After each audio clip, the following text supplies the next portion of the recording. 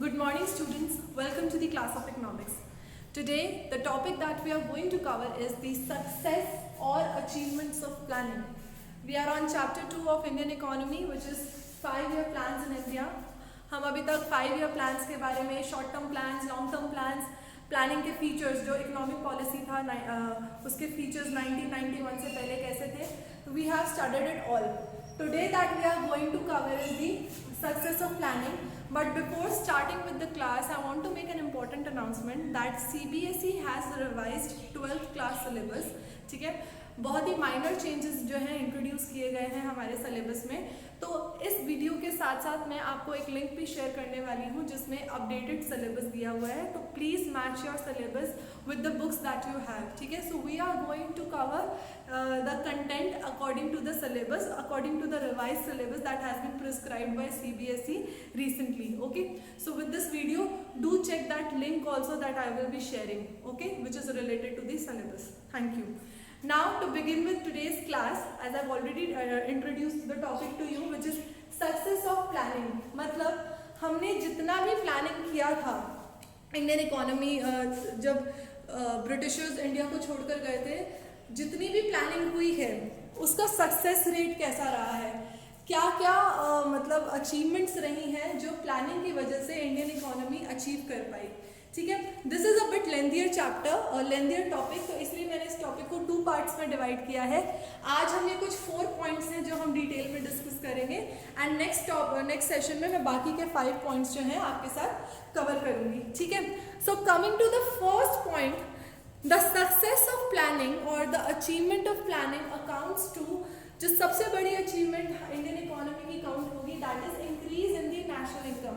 Students, I expect that while we are doing this topic please keep your books handy with you, क्योंकि इस topic में numbers बहुत ज़्यादा involve हैं. ठीक है, हमें बहुत सारा डेटा पढ़ना है, तो आप जो है उसके साथ साथ नंबर्स को कंफर्म कर सकते हैं. And I received an inquiry from one of the student कि क्या जो नंबर्स मेंशन है, क्या जो डेटा मेंशन है, हमें उसे याद करना पड़ेगा.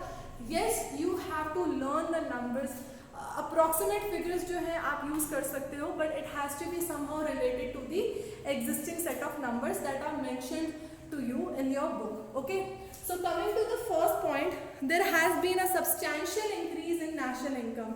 national income सबसे बड़ा इंडिकेटर है किसी भी इकोनॉमी का इकोनॉमिक ग्रोथ के लिए. ठीक है, तो कुछ ऑब्जर्वेशंस जो सामने निकल कर आई वो ये हैं कि प्लानिंग जब नहीं हुई थी, जब तक प्लानिंग कमीशन सेट नहीं हुआ था, उससे पहले जो नेशनल इनकम ऑफ इंडिया थी that was increasing at just a rate of 0.5% per annum. मतलब 50, अगर हम 47 से बात करें, 1947 से लेकर 1950 तक पर ईयर जो है हमारी जो नेशनल इनकम थी वो सिर्फ 0.5% से बढ़ रही थी. ठीक है, तो it was a stagnant economy that we have already started. उसके बाद जब फर्स्ट प्लान इंट्रोड्यूस हुआ इन 1951, 4.6% पर एनम का जो था ग्रोथ वो अचीव हुआ, जबकि हमने टारगेट सेट किया था 2.1% per annum. So it is commendable, right.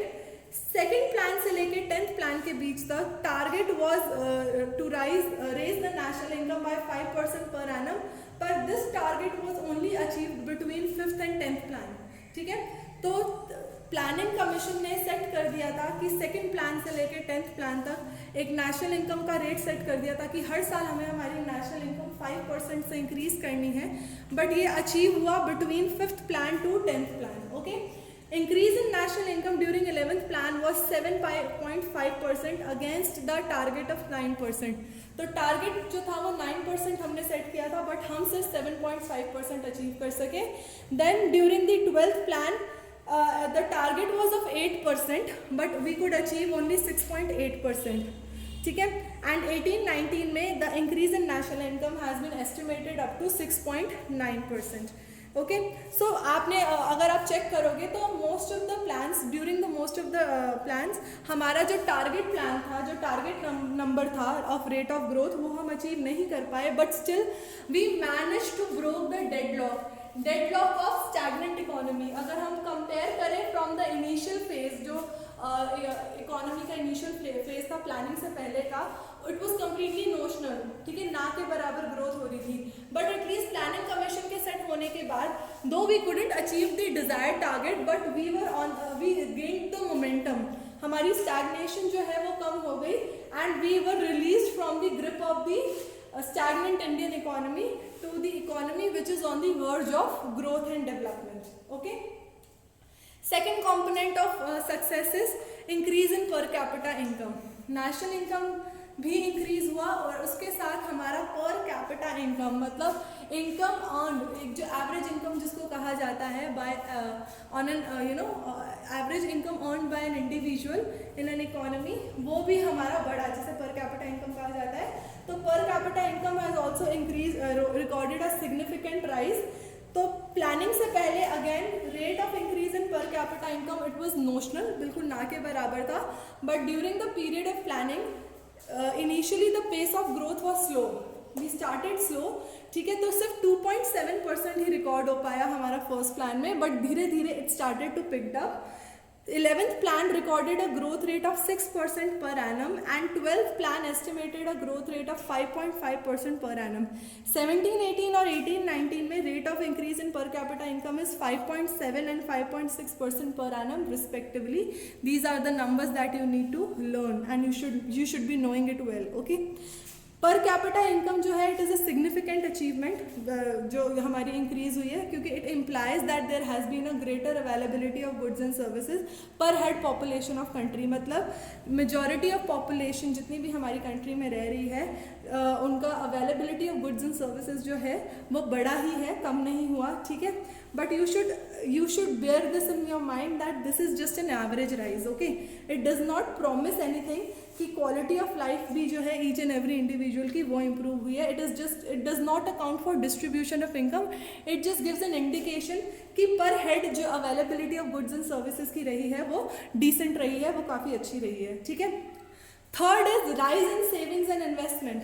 Savings and investment जो है किसी भी इकोनॉमी का एक के लिए एक ब्लॉकबस्टर चीज़ है. ठीक है, एक इकोनॉमी की जितनी स्ट्रॉन्ग सेविंग्स और इन्वेस्टमेंट होगी वो इकोनॉमी उतनी ही जल्दी फ्लरिश और ग्रो करती है.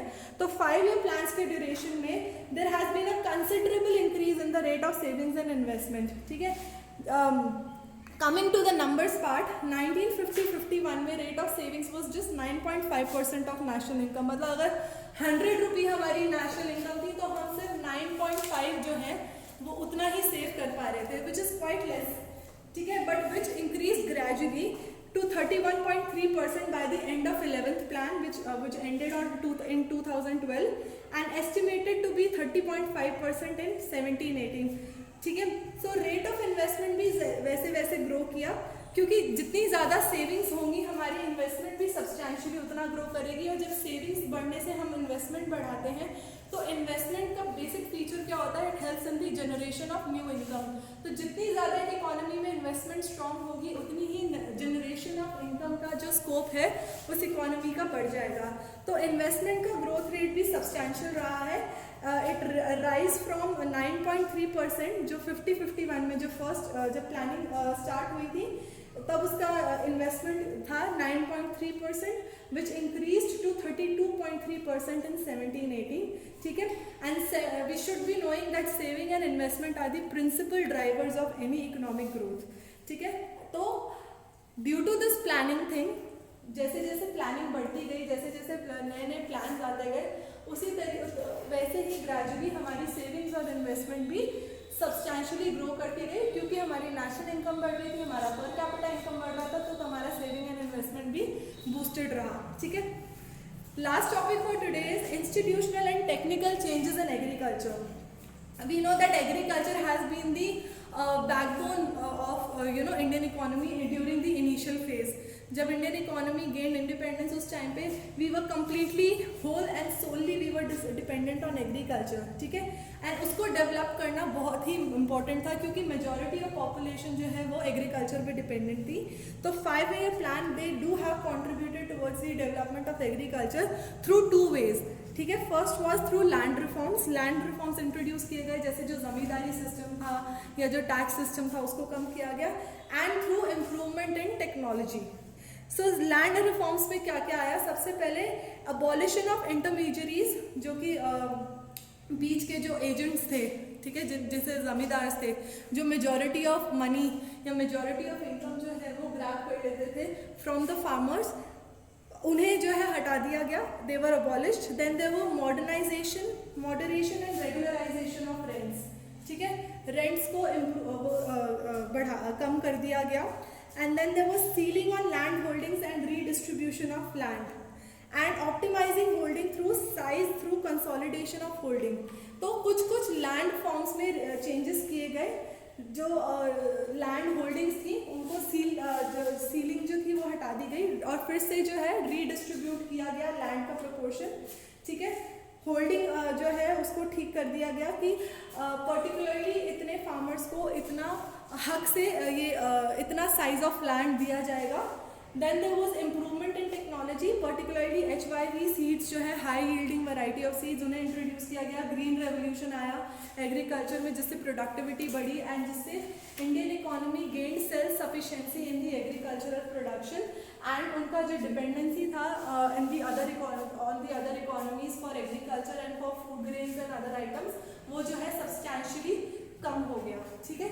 So overall planning has had a great success area and it contributed very well in the towards the growth of Indian economy. So these were the 4 points for today. In our next class, we will discuss about the other 5 points. Thank you.